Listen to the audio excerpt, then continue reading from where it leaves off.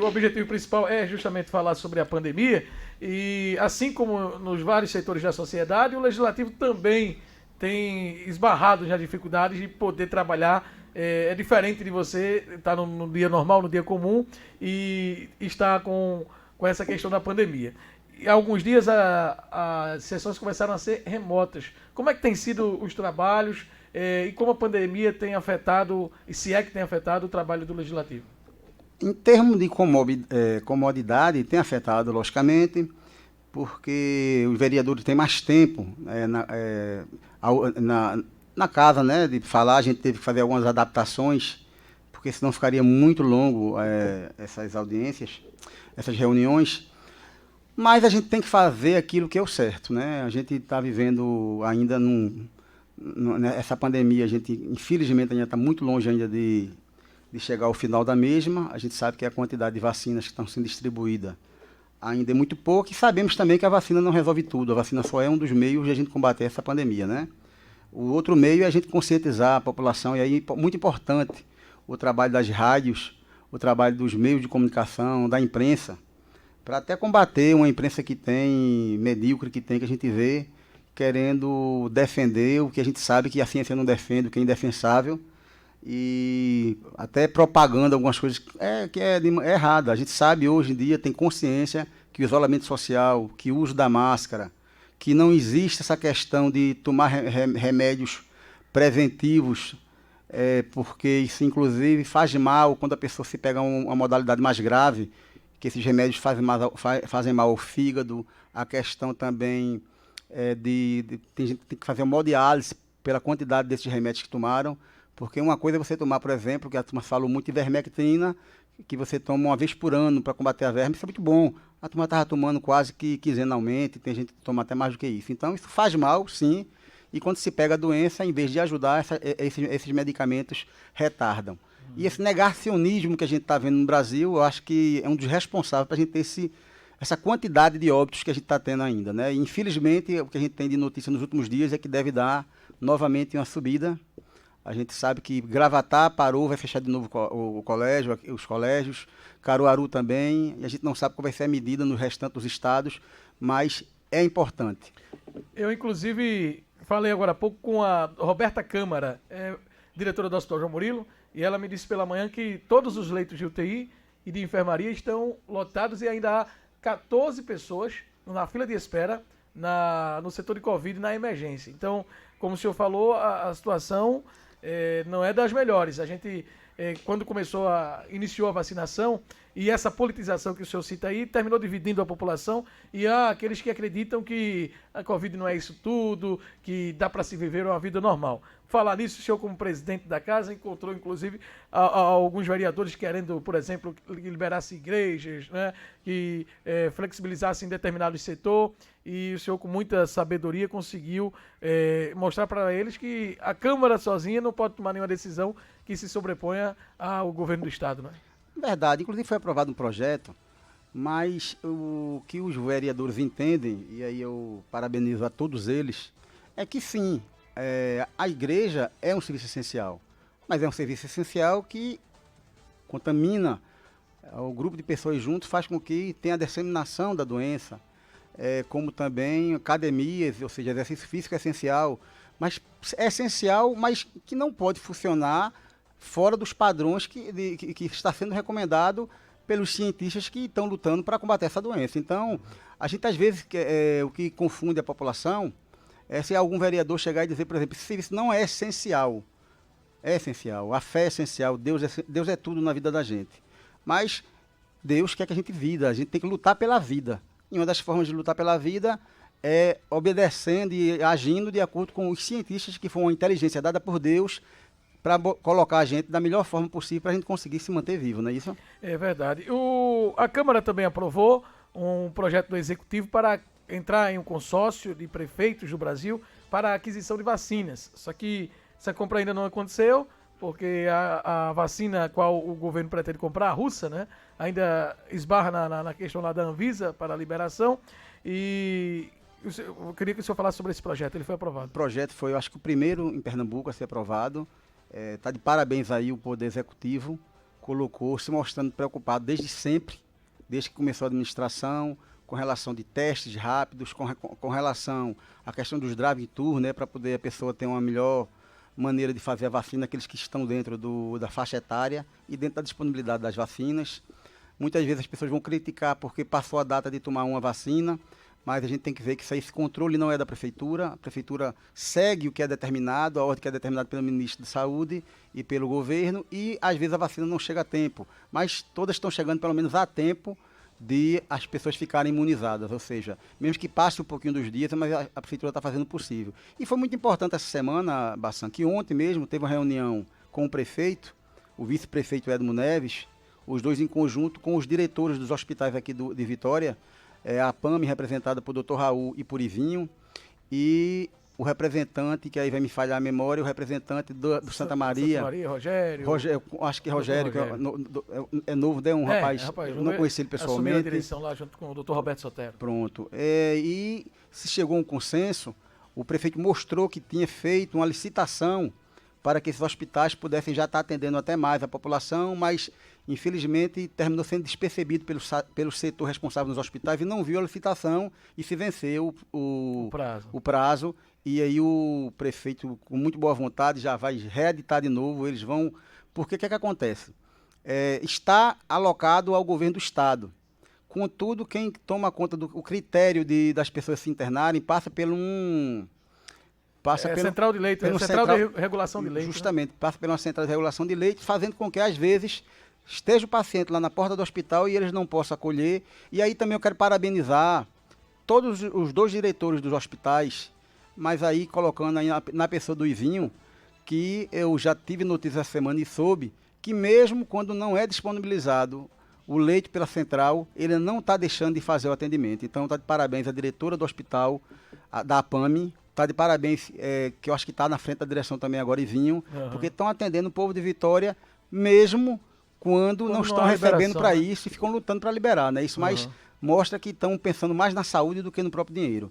E aí, essa conversa que se teve ontem com o prefeito, onde o prefeito mostrou toda a boa vontade, foi construído um acordo onde vai disponibilizar mais leitos para a Vitória de Santo Antão. Participou vários vereadores, na verdade, eu acho que quase toda a Câmara, só faltou 4 ou 5 por motivos pessoais, mas todos estavam engajados nessa luta, doutor Saulo e todos, e os diretores dos hospitais, secretários, e chegou a ser um consenso muito importante ontem. Então a gente está combatendo, fazendo o que pode, mas a população também tem que fazer sua parte. A gente está vendo pessoas, e veja que não tem a ver com inteligência, Bassan.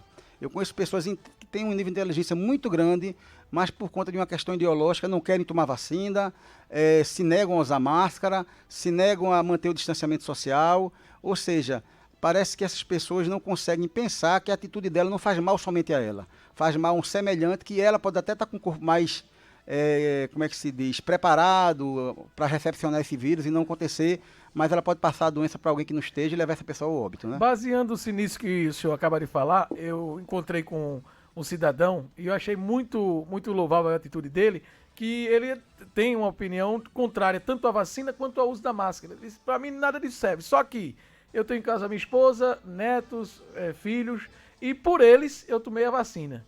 Eu não acredito na vacina, mas tomei por ele, porque se eu pegar e contaminar, eu não vou carregar no peso da consciência. Veja a responsabilidade que ele teve, não é? Tá Mesmo parabéns. não acreditando, mas ele foi lá e disse, eu vou tomar a vacina porque eu tenho pessoas que acreditam, pessoas que moram comigo e eu não quero prejudicar ninguém. Né? Ele está de parabéns. Não é verdade? Porque, na verdade, também o povo tem que saber que essa vacina não vai deixar a pessoa imune completamente. Assim, a vacina vai imunizar uma certa quantidade de pessoas, mas ela não tem uma eficácia de 100% e não está sendo prometido que se tenha.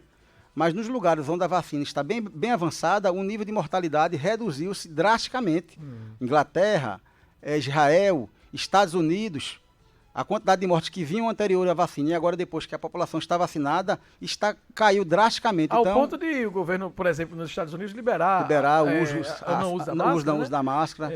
Sem dúvidas, isso é muito importante. Agora, por exemplo, para finalizarmos aqui, é claro que a gente passou algum tempo sem conversar com os nossos ouvintes e os assuntos vão aparecendo. A gente tinha tantas outras perguntas, mas o tempo corre. Eu queria falar sobre os desafios do senhor como presidente da casa. O senhor é um vereador que já tem uma bagagem, uma experiência na cidade, mas como presidente aceitou esse desafio. E como é que tem sido a relação lidar ali com outros 18, né? Vereadores, pares de oposição e de governo. Como é que tem sido essa relação na Câmara? Está tendo muito trabalho para conseguir aprovar os projetos? Está tudo sob controle? Não, a relação está sendo muito boa, tanto com a oposição também. Eu faço parte do governo, mas a oposição, a gente, logicamente, que tem pontos que não concordam. Eu deixo muito claro, a gente tem que saber, tem que entender que quem administra a parte do executivo é o executivo. Então, a gente vê muitos vereadores, até com boa vontade, mas colocando determinados projetos, por exemplo, que não é de competência nem de alçada de vereador e que mexe com a questão financeira e que não poderia ser colocado, mas a gente entende, respeita e cabe à bancada entender isso aí e colocar. O que a gente não aceitava, e graças a Deus espero que não aconteça muito, era que, por exemplo, tinha um vereador André Carvalho que a maneira dele fazer política, ele ficava tentando jogar a população. Ou ele não ficava tentando, mas a população se sentia impelida a ficar contra a Câmara, porque a gente vive um negacionismo também da política. Então, na verdade, as pessoas ficam tentando, mesmo estando fazendo parte da política, fica tentando mostrar à população que não faz parte daquele meio, porque quem tem raiva de política, então, já que ele não faz parte daquele meio, eu vou ganhar esse voto. Isso é uma estratégia política que já foi adotada, isso não é novo. Isso foi adotado na Itália, foi adotado por Trump nos Estados Unidos, foi adotado agora pelos bolsonaristas, né, pelo pessoal de Bolsonaro, que eu tenho o maior respeito, mas foi adotado, que eu estou de fora, eu não faço parte. E o pessoal se esquece, por exemplo, que Bolsonaro foi deputado federal 28 anos. Então, na verdade, a pessoa quer ser um outsider, né, quer ser de fora, e não é de fora. A mesma coisa que eu digo, André Carvalho, você faz parte daqui. Então, você tem que discutir o projeto com seus pares e com transparência para a população. Mas a maneira como cada vereador vai votar, essa questão de querer colocar a população para poder, porque eu digo por mim, e aí, assim, honro cada voto que tive. Na outra eleição, posso ser que perca, dessa reeleição tive uma queda muito grande dos meus votos. Vou tentar recuperar uma parte, mas se der, vou tentar fazer meu trabalho. Mas se tiver que perder também, eu perco. Eu só não vou mudar a minha essência. Não vou votar num projeto somente porque é um projeto popular, um projeto populista, sabendo que o projeto vai de encontro àquilo que eu penso. E nem vou deixar ninguém conduzir a maneira de como eu vou votar. Então, essa questão de a população está na internet, que estão fazendo isso, mano. Eles estão colocando pessoas, aí eu não estou falando especificamente de Vitória, mas para atacar, você está vendo na CPI, todos os senadores estão sendo atacados. Ameaçados. Ameaçados de morte. Ou seja, é um absurdo. Não, e a própria justiça constatou o gabinete do ódio. E aí, não é só os bolsonaristas que tem, não. A própria esquerda também tem. Não, tem. Talvez a extrema-direita com mais... ficou institucionalizado, criou realmente um corpo maior, mas os políticos, de modo geral, têm utilizado esse método. Com certeza. Para você ter ideia, quando você colocar a palavra extrema sobre qualquer coisa, já não presta. Pode ser extrema-direita, pode ser extrema-esquerda, porque dentro do Estado Democrático de Direito se tem que dialogar. Partidos de centro-esquerda, de centro-direita, mais a direita, mais a esquerda, mas tem que ter o diálogo. Quando você defende na política que só aquele partido preste, que você não pode dialogar com os outros, é que na verdade você está querendo um partido único. Isso lembra o feixe de partido único, o feixe lembra o fascismo na Itália de Benito Mussolini, que é o que estão tentando fazer de novo na Itália, mas graças a Deus o povo está terminando tendo uma visão diferente. Lá está tão sério, Bassan, só para explicar aqui, que se você participa de um partido que tem lá na Itália chamado Partido Cinco Estrelas, aquele que fala mal do partido já é expulso automaticamente. Todos os deputados que ganham têm que dar sua senha de e-mail, de Facebook, ou seja, eles estão controlando os parlamentares através das redes sociais dos parlamentares. Isso é uma ditadura, isso deixa de ser uma democracia, o deputado deixa de falar aquilo que pensa e tem que falar somente o que aquela diretriz do partido pensa. Isso é um absurdo. E a gente não pode deixar isso aqui acontecer no Brasil. Muito bem, para finalizar, CPI da Covid, o senhor acha válido, acha que vai dar em algum lugar, que vai terminar em pizza? Como é que o senhor avalia a CPI da Covid que está investigando as ações do governo federal? Acho importante, acho que não vai dar em nada no sentido de o presidente... Impeachment, né? Impeachment, não, até porque eles são já no próximo ano. Mas é importante, sim, essa investigação para a gente entender que isso não se repita na história. Para que os futuros governantes, se for ele mesmo que for vontade do povo, seja lá quem for, não deixe de comprar um remédio por uma questão de ideologia política, porque quem fabrica é a China, porque quem fabrica é importante. Os responsáveis têm que ser punidos. A gente viu faltar oxigênio de uma maneira drástica na Amazonas. Ontem o ex-ministro da Saúde foi desmoralizado. É porque muitas pessoas que só colocam a parte que interessa, a parte da resposta bonita, mas ele foi desmoralizado. A Venezuela, que é criticada e que eu sou contra, porque lá também funciona uma ditadura, então onde não tem liberdade eu sou contra, pode ser de esquerda ou de direita. A Venezuela mandou oxigênio antes do governo federal para a Amazonas, no dia 20, enquanto o governo federal só mandou no dia 26. Ou seja, veja que nível a gente chegou por conta de uma questão de ideologia. Saúde pública que tem que entender é cientista e médicos. Mas vocês vejam bem, principalmente cientistas. Porque, na verdade, eles que estudam para poder fazer a vacina e etc., para poder saber a composição do remédio. Tanto é que a gente está vendo vários médicos negacionistas que estão agora voltando e retrocedendo. A chamada doutora Cloroquina, que trabalha no Ministério e é médica, ela está querendo não falar, não justificar. Se defende tanto porque não fala. Que acredita na força do remédio. Aí você vê todo dia, mas todo dia, Bassan, chega uma nova portagem dizendo, agora a China está aprovando cloroquina, quando você vai ver matéria de 1 ano e meio atrás. Então não para. A questão dos fake news está dominando o cenário político nacional e fazendo com que vidas sejam perdidas. E atrapalha muito. Vereador André de Bal, nós queremos agradecer a sua participação. Me permita chamar André de Bal, né? Porque é André Saulo, mas todos conhecem o André de Bal. Que eu me sinto muito orgulhoso por levar esse sobrenome. E só para finalizar, porque você fez uma pergunta sobre a Câmara, o que é que está atrapalhando na Câmara? Sim. Eu tenho alguns projetos na Câmara, Bassan, como por exemplo, que é o Parlamento Jovem, onde eu vou pegar pessoas dos colégios, alunos dos colégios, colocar para ter uma experiência como legislativo. Muito bom. A gente vai fazer isso aí. Isso é combinado, o prefeito vai lá na primeira reunião, como se fosse a posse, para poder eles sentirem o clima. Não vai ter custo nenhum, nem para a prefeitura, nem para a Câmara. Esses alunos depois, a gente vai dar um curso de línguas a ele, vai dar um tablet, isso aí com o apoio de iniciativas privadas e dos próprios vereadores que vão patrocinar, não é com o dinheiro público. Então isso é uma coisa que está prejudicando. A gente quer criar também a escola plenário, para levar alguns cursos que vai ser dado a funcionários, a vereadores, mas também à população, e nada disso está podendo ser feito agora. Mas espero que a gente esteja mais controlado e no próximo ano a gente consiga colocar tudo isso aí em prática, para a gente poder ter uma Câmara que já foi feita a diferença, por exemplo, no Edmo que criou a ouvidoria e que criou algumas coisas importantes na Câmara, e cada presidente tem sua contribuição. O Romero deu sua contribuição, Novo deu sua contribuição, todos que foram, Mano construiu o prédio, deu sua contribuição, e eu só quero deixar minha contribuição. Sem dúvida. Aqui, Ruth Araújo. Oi, boa tarde, sou Ruth do Sítio Mocotó, parabéns ao vereador André de Bal. Bruno de Água Branca, Bruno Marques de Água Branca também, e também o Wellington de Mangueira. Obrigado a vocês pela participação. Vereador André, muito obrigado pela participação e até o próximo encontro, viu? Fico muito feliz, viu? Tá de parabéns, não tinha estado aqui antes. Muito confortável o ambiente, o que faz que você consiga trabalhar melhor. Verdade. E estou vendo que você está sendo muito bem assessorado pela sua equipe técnica. Parabéns a todos. Obrigado. E sempre vai ser uma honra estar presente quando for convocado, tá certo? Obrigado, vereador André de Bal, conversando conosco. Nós vamos ao intervalo com o comercial de sua cidade e a gente volta já trazendo mais informações para você.